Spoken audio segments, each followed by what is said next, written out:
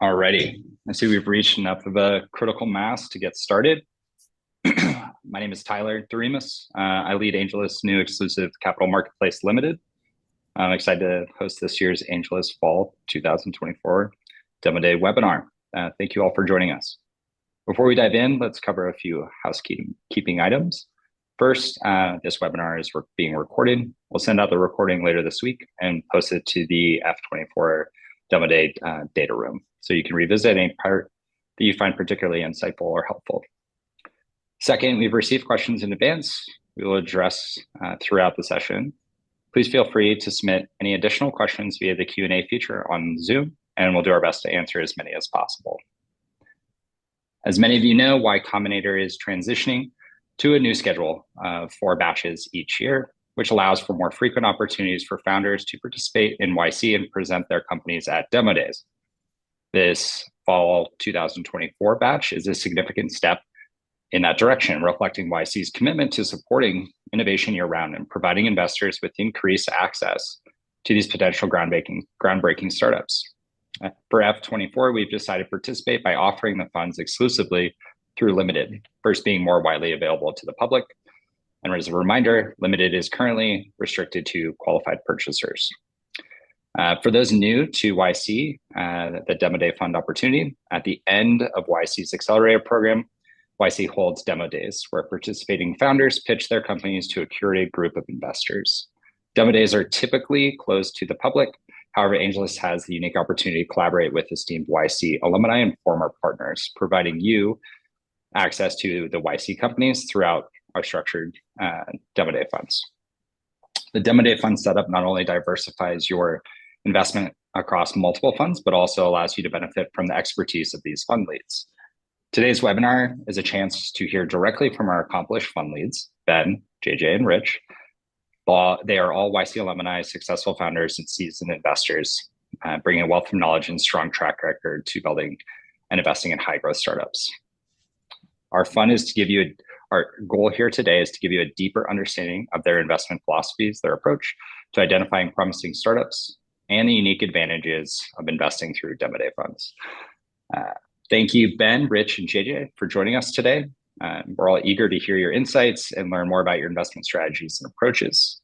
To kick things off, let's start with a round of introductions. Ben, if you wouldn't mind going first, and then we'll go to Rich and JJ to close. All right.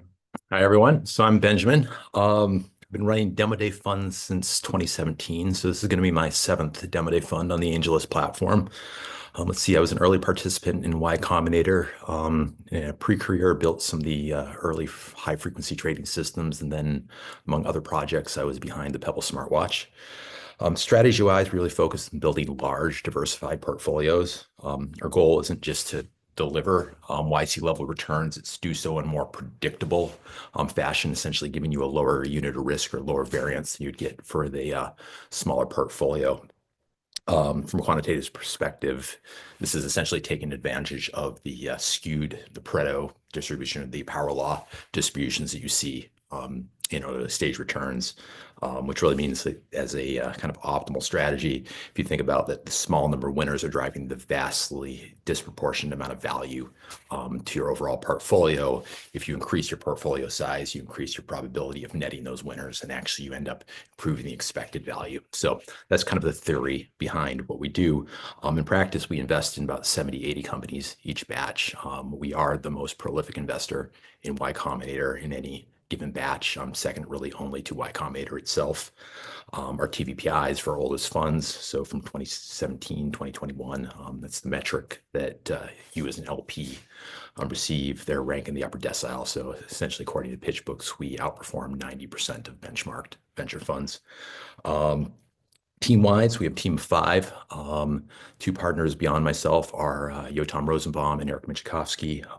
Both are YC alumni, and then Eric was a YC partner for 4 years. And then we have a number of other YC alumni that help us during the selection process. And then beyond that, personally, academically, I hold a degree in computer science from University of Michigan, a master's in quantitative finance from London Business School, as well as I've done a fair bit of published work in computer vision. So thanks for attending, and look more forward to answering your further questions.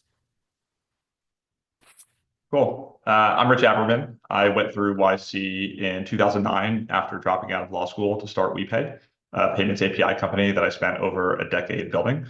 We raised about 75 million in venture, grew to 300 employees, and reached profitability before being acquired by JP Morgan Chase in 2018 in one of YC's top exits to date.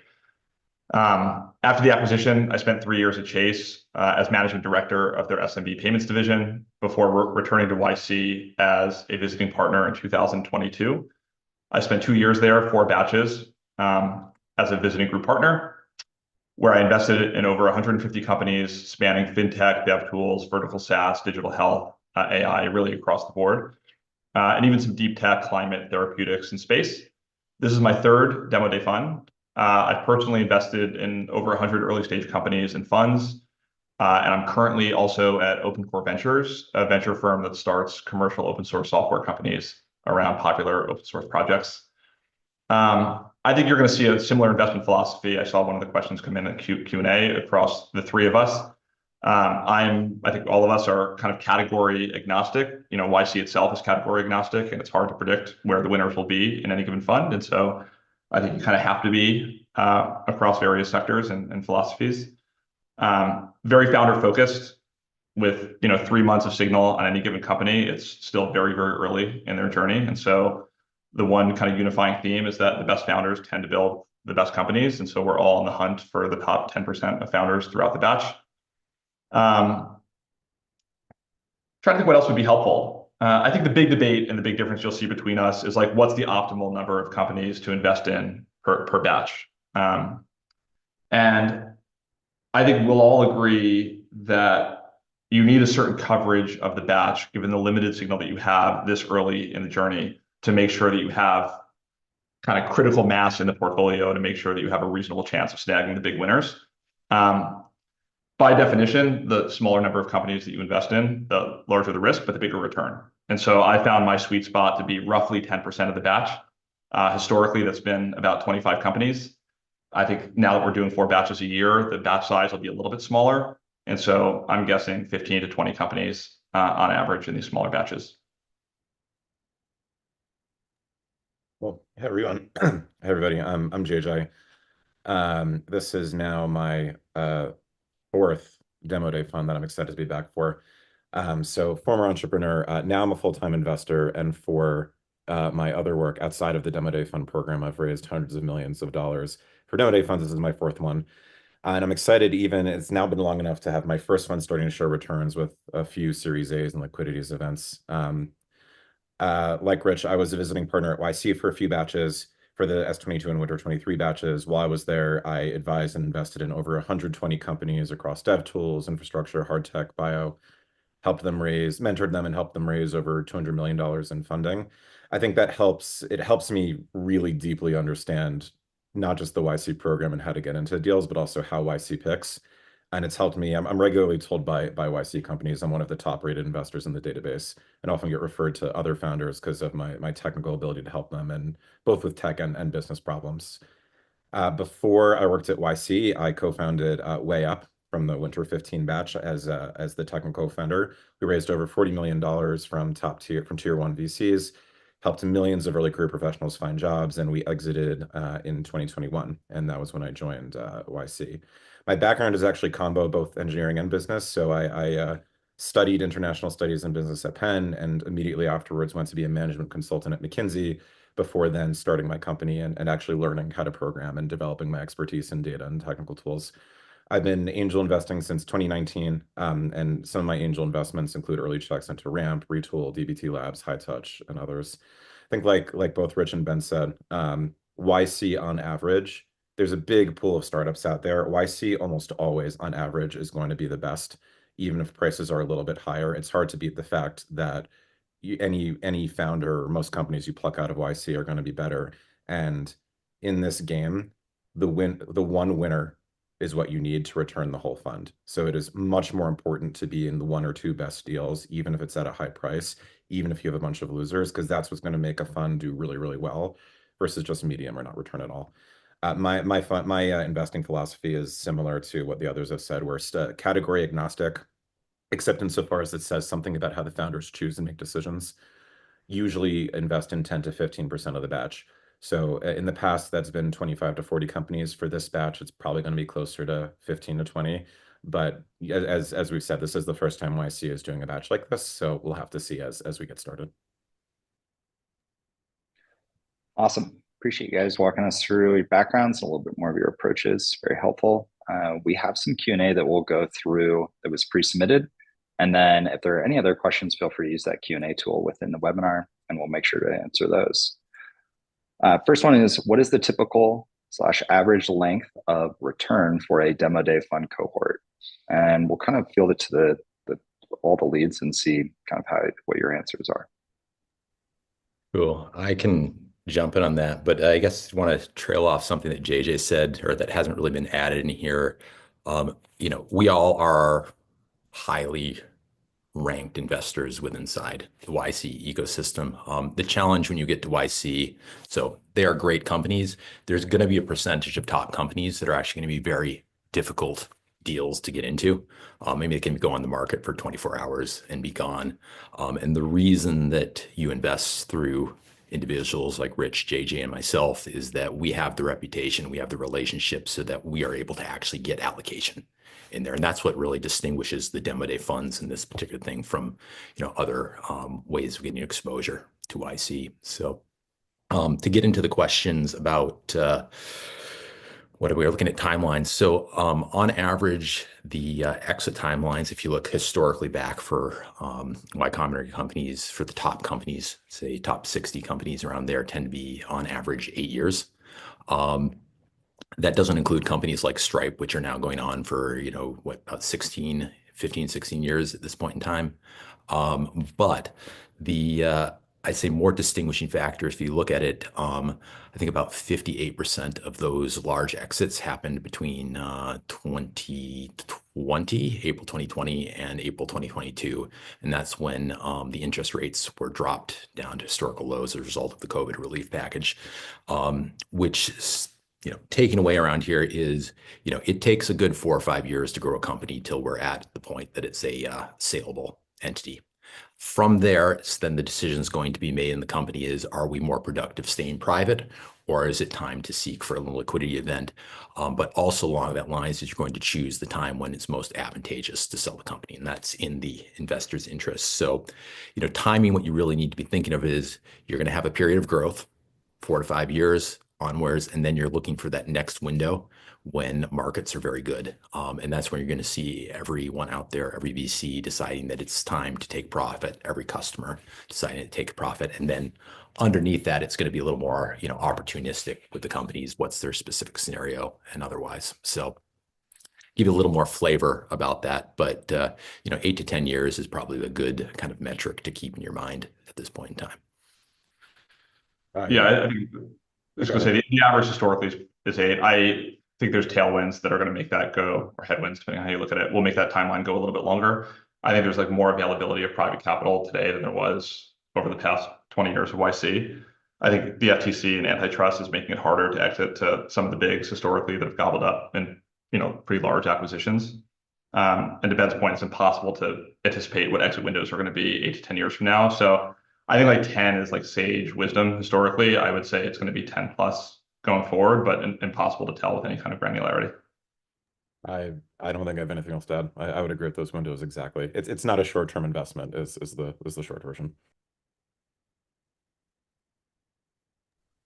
Cool.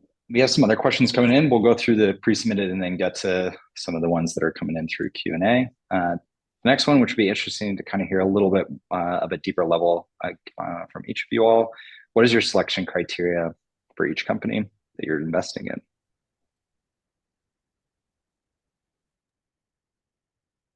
You want to dive in, Rich, or shall I? Or I'm happy to dive in. I'd say the realistic answer is that for the check sizes that we're writing, and for the amount of demand for these companies in the demo day window, we're only really afforded 30 minutes to an hour with each company. And so decisions are made fairly quickly.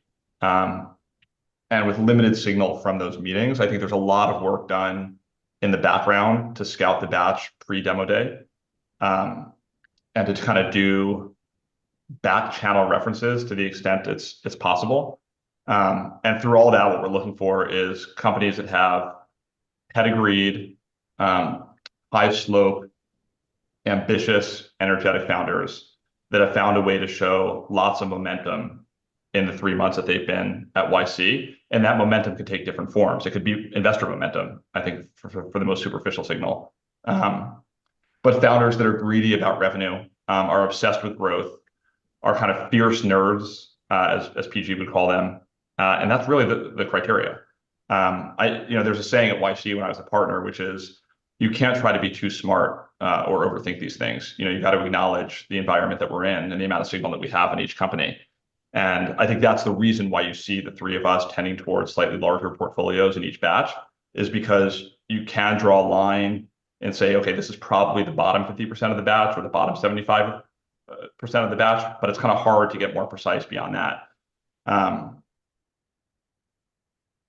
Yeah, I think that covers my position. Yeah, I agree with pretty much all of that, especially because these companies are so early.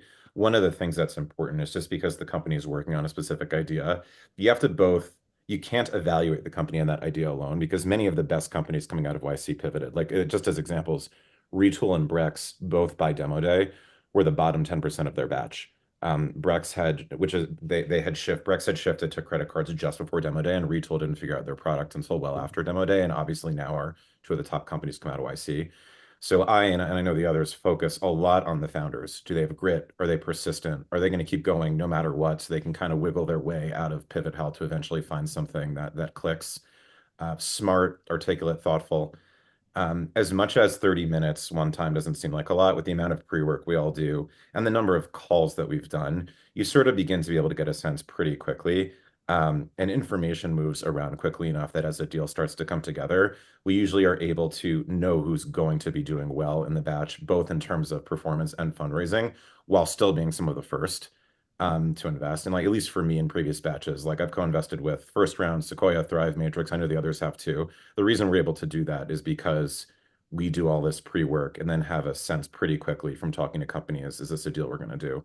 The larger portfolios we do, the more we can afford to just take a bet. Because as I said before, it is much more important to be in one or two amazing companies than it is to have a few extra that are losses. Yeah, and again, on our side, it's very much a similar founder focused. We do have a bit of a process is we, take what we know early on, and myself, other members of the team, work through, and essentially our goal of everyone going through there is to, surface companies that they see some degree of signal on. That really is going to kind of form our base of our portfolio, and we really take the logical extension of it's worse to miss on a company than it is to make a bad bet to the extreme.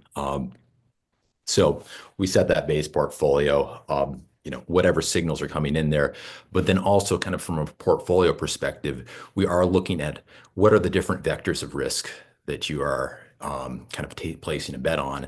And if we see, for instance, we have sector geographic risk, we have, various marketplace risks. If we see we're kind of under indexed on a particular value of that, we will add that. So there's only going to be a handful of companies that are coming out of, say, the MENA region or Central Africa and so forth in here. We will probably try to put every single one of those companies in the portfolio. Same thing when you're looking at South America or so forth. We really kind of, intentionally run the direction beyond what might be the typical trends. We have all of the kind of main middle of the batch, but we want to make sure we get exposure in the portfolio as much as we can. And historically, that's worked out quite well from us, because what will happen is, for instance, South America, a couple of years ago, it's just kind of went off boat. Investors were not very interested in the area yet. We were, in early on those companies. They've actually turned out to be some of our best performing companies across the portfolio. So it really, yes, selection criteria, like everything else, scaled through people, but at the same time, very actively looking to say, like, this is a portfolio. We want to reduce your risk just as much as we want to pick winners. Cool. Thank you for sharing. Another question kind of dovetailing off that is the relationship between these three funds and the startups you're selecting and investing in. If you can speak to kind of like do you guys come across the same deals? How does that work? Are you guys, how separate are these things? to give kind of the understanding of how these funds and the interplay of them amongst the YC batch work. There's two questions that I answered asynchronously over the Q&A chat. One is, do we end up investing in the same companies? So we operate our search and kind of batch processing separately. And so we end up with a different basket of companies, but there tends to be meaningful overlap between them, as you'd expect between companies, between leads that are looking for similar criteria and come to similar conclusions. So I haven't actually done the retro, Ben. Maybe we should do this, JJ. Yeah, we should. But I don't know. I'd guess there's probably 30 to 40% overlap across all the leads. And then the rest are going to be differences. And then the other question was, do we compete with each other for allocation?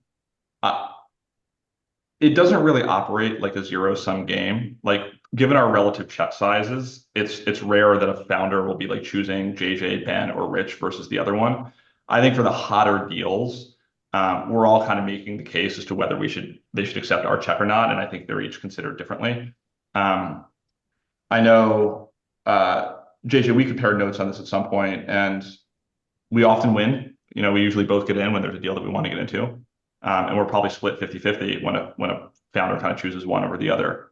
But it's rarely like, hey, should I take JJ or should I take Rich? It's often like, I'm oversubscribed. I'm happy to speak to other angel investors to see which ones can offer me something compelling to get in the deal, some value add.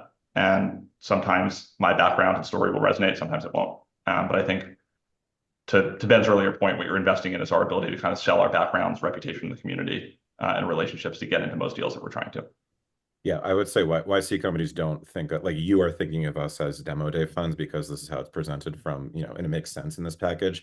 But YC founders do not know about it or think about it. They think about us as individuals investing, and our reputation that we're investing against is our reputation as individuals. So if anything, sometimes the fact that they decide differently on us is actually helpful.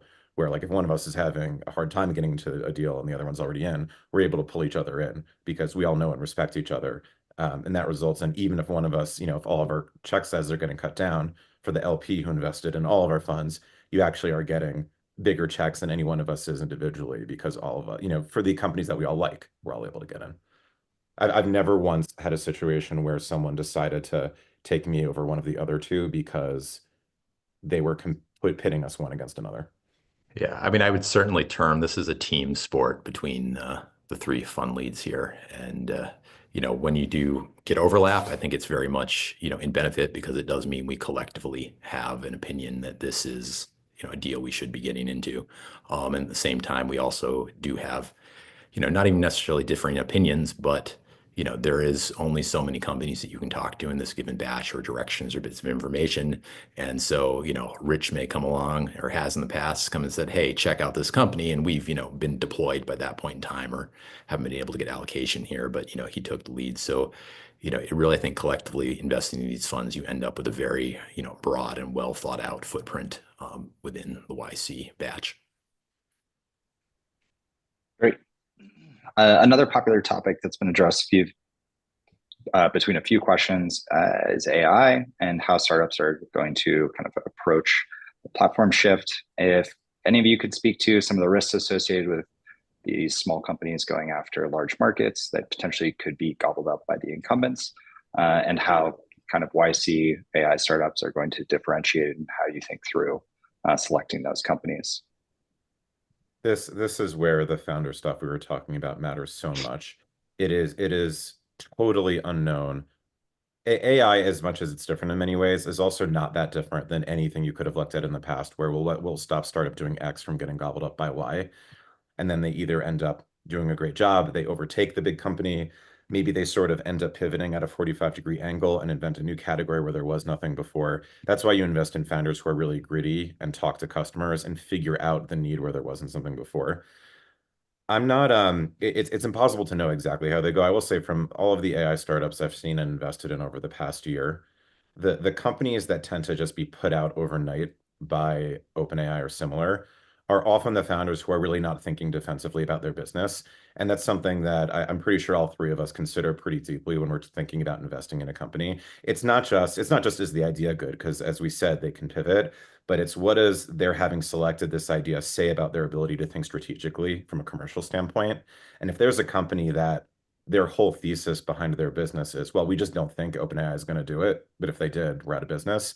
That's not very thoughtful ways to set up your company versus the ones who you ask that question and they're thrilled that you ask because they've thought so much about it. That's already one of the ways you can tell apart a good founder from a great one. And I can't give specifics, but even thinking back to my past couple funds, you already can start to see the difference. There are quite a few AI companies that you could argue, oh, well, OpenAI does this, but these businesses are doing very well and already raising Series A's because the niche that they've carved out for themselves is something that actually OpenAI can't do as well as you would think, or wouldn't want to, or it doesn't make commercial sense for them. And there's so much room. This is such, I think it's going to be one of the biggest markets we've ever seen ever in the history of tech. So I'm not particularly concerned there. Yeah, I might also find you really, as a startup, you own a customer segment. When you look at the big companies, what are they providing? They're providing infrastructure for you to operate your business on. And so there are those that build their own infrastructure, and there are those that leverage the existing infrastructure. But at the end of the day, for you to have a business, you really need to be serving something that's useful for the customer around here. And that's really understanding not just how you can automate something with AI, but what makes sense to that business, integrating with their process, other things along this line that really kind of cement your foothold with inside the business. So, certainly long term, there may be, a universal change, but, what you really see is not just any AI business, wins or even success around here. You really need to be solving a fundamental problem and really intimately understand what that customer needs. And that really hasn't changed in startups over the decades. Great. Rich, anything to add? Or I largely agree. I don't think any of us really know where the general model providers are going to end and like new wave of innovation from startups is going to begin. I think there's a lot of parallels with what we saw in cloud 15 or 20 years ago, where like I don't think anyone would deny that there's a transformative shift here that's happening, and it's I think indubitably going to fuel the next generation of like big successful companies. And so like if cloud is a parallel, there's definitely going to be, I think, a handful of primes that are building infrastructure that costs hundreds of millions, if not more, money to build. But like last mile delivery, the permutation to package that up for a specific workflow or customer segment, I think there's infinite opportunity for innovation there from startups. I think the new mantra is like the primes are not going to build like the vertical SaaS equivalents of AI. And I think the upside opportunity to build voice AI, for example, for industries that currently have millions of people that are manning telephones is undeniable. And so I don't think we could be too clever on trying to anticipate what permutation or what form factor the next multi-billion-dollar company coming out of YC is going to be. But I do think that like cloud circa 2008, 2009, there's like a technology shift here that's going to fuel multiple multi-billion-dollar companies. I also think, to agree, like there's this kind of myopic view that AI is just Chat GPT.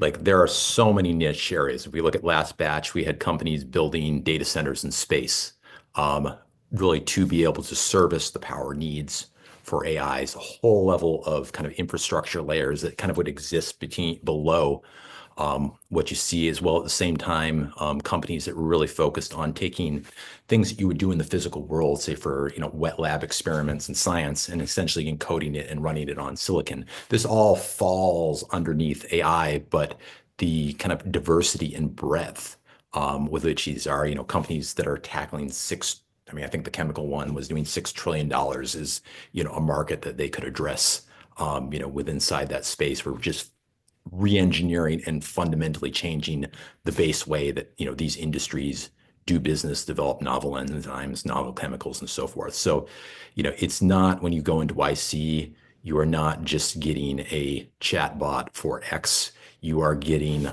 a much broader, much deeper, much forward-looking level of company than you would get kind of outside of the market. Cool. Very insightful. Thank you. Another couple questions have been asked around the shift to 4 batches versus 2, and just some of the implications associated with that. Does it dilute the signal that you're seeing per batch? And how are you all thinking about this upcoming shift in relationship to how you're approaching each batch? JJ just typed out a pretty good answer for that. I will say, I would expect JJ and Ben to agree with me that the hardest part of what we're doing is processing 250 companies and trying to go like deep on each one, get enough signal to get conviction that this is a good investment to make. And so I think our ability to pick is going to improve when there's less companies for us to tear through. JJ and I were both at YC when they began to think about running multiple additional batches per year. And the thinking behind it was that startups don't operate in like 2 seasons of the year. And so there's a material number of companies that are probably missed if you don't offer a batch in those off seasons. And so I would expect quality to stay the same or to increase. I think YC is making itself available to startups that are kind of in different phases now. And our ability to kind of like mine the batch for the winners is only going to improve having less companies per batch. Yeah, I agree. I can speak to like Rich said, I had answered it in the chat. I think quality will stay the same or better because it already was increasing in quality. And then with the 4 batches a year, you don't have to wait anymore if you're a YC company and are impatient, want to get started. At the end of the day, it's both, like Rich said, the processing and getting the good companies, and then to add to that, getting into the deals. Like, it is absolutely non-trivial to get into the deal. And I think in some ways this will actually help from a relative standpoint, the performance of the demo day funds, because when you have fewer companies, but maybe the same number of investors, it gets even a little bit more heated. And each of the 3 of us has a very good track record of getting into very tough deals. So if anything, I think it's more likely that having the reputation and experience investing into large amounts of YC startups regularly is going to be important for continued performance.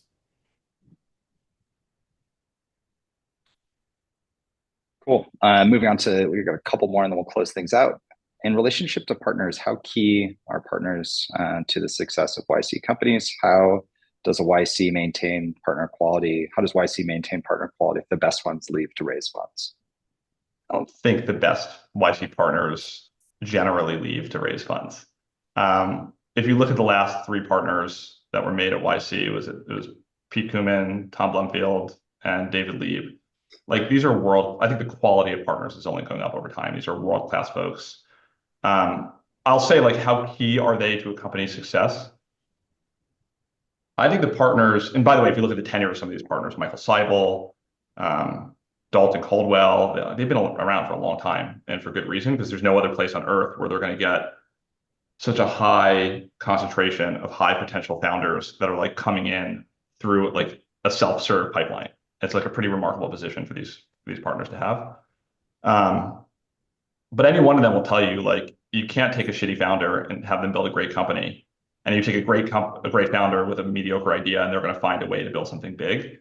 So I think the number one thing that partners really do or should do is just attract the best founders. And if they attract the best founders, they should fund every one of them that they can, and the model will work itself out.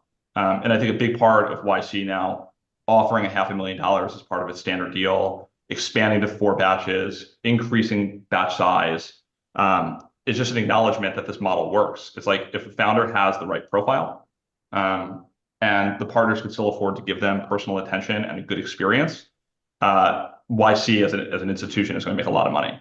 But all that comes down to like the ability to continuously attract top founders.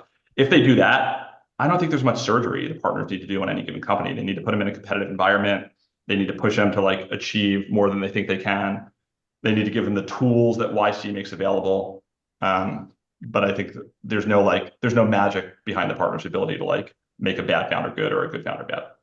Yeah, and I would add, like, the partners can help a lot, but YC is also more than just the partners. It's the way that all of it is set up, the being with other companies and seeing them perform, and as a founder for the first time, seeing what good looks like.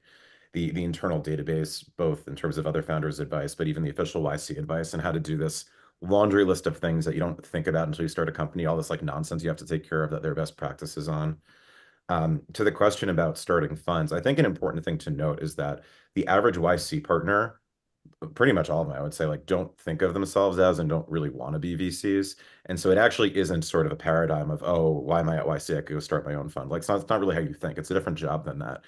So for the relative, there are very few people who did leave and then start funds, and those are people who really wanted to lean into VC more specifically. Because as much as YC is technically investing, from having worked there, I wouldn't really call it a VC job. It is something different. Cool. Ben, anything you wanted to add there? No, sounds good to me. Okay. We'll take one more. And this one kind of relates to portfolio construction. How do you decide on overweight or underweight and the implications of the risks of the portfolio?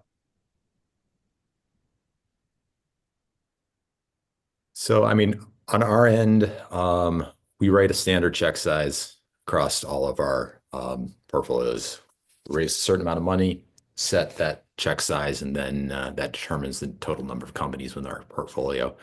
Um, and, you know, having done a lot of simulations on this, that for, our particular strategy is the optimal strategy. So, whether there's well, I want to say, whether you, not so much strong conviction, but whether, a company has really got, the momentum and kind of collectively the strong conviction of the market versus not, so forth. Like that's really in essence actually pricing in the risk. So the company, if you've got more demand for it, which presumably, let's just assume that it's rational demand on there, it's going to be more expensive around there. So that's in essence, capping your upside on there. But what people forget about when they start looking at expenses here, that's also going to create a vastly higher probability or, a higher probability of success around there. So when you look at, expected return, it is not just one side of coin. It's what is the upside as well as triangulate on the other axis, what is the risk associated with it.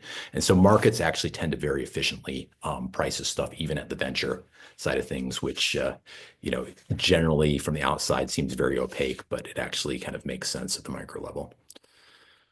I just haven't seen for investors like us, varying check size result in any kind of like rational outcome. Like I think for the size checks that we write and for the number of companies that we're investing in, I think the only like reasonable way to do it is to try to keep check size pretty consistent.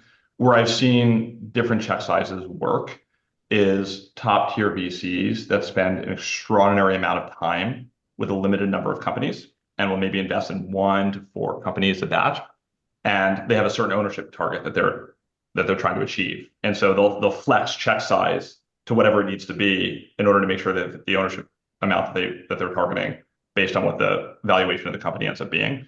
But that's a very, very different investment strategy than what you're buying into here, where we're trying to assemble a basket of, in the case of JJ and me, 15 to 25 companies. In the case of JJ, 60 companies. In the case of Ben, about 60 companies. I think the only way to do that rationally is to have a pretty consistent check size across the board. If you see check sizes differences in my portfolio, it's because I don't know exactly how much money I'm going to have in the fund by the end. I might get squeezed down an allocation a little bit for a hotter deal, but generally I'm taking the total amount of the fund size that I expect it to be, I'm dividing by 20, and that's the size checks I'm trying to write. Yeah, I've had 2 different strategies I've used over the years, depending on fund size. So usually the best is just straight check size when you can. It is varying too much is adding extra decisions where you sort of have false precision. You think you're being smart, but really you're not. The one time I've made exception is a case for certain batches. I've had a strategy where I break it into threes. If there are any really obvious underpriced deals, like there was one I was able to get into in my first fund that had second time founder who had raised hundreds of millions, and the price was very low, and I was able to get a huge check. And this is an obvious winner. Every once in a while, I will put more in. And the other thing I will do, I talked before about how very often some of the eventually best companies look very bad at demo day. I will also take a slice of money that otherwise would have gone into 2 or 3 companies and chop that up into much smaller checks. Gather all the information I can from inside and outside YC of who are the most underrated founders, the founders who look bad to investors, look like they have nothing, but are known only because you know them and have worked with them for a while, that they're actually excellent, and do a bunch of small checks into a bunch of those companies. That has worked well for me in the past. I can think of at least 2 companies that I invested in that way at very good caps that now are over $1 million ARR.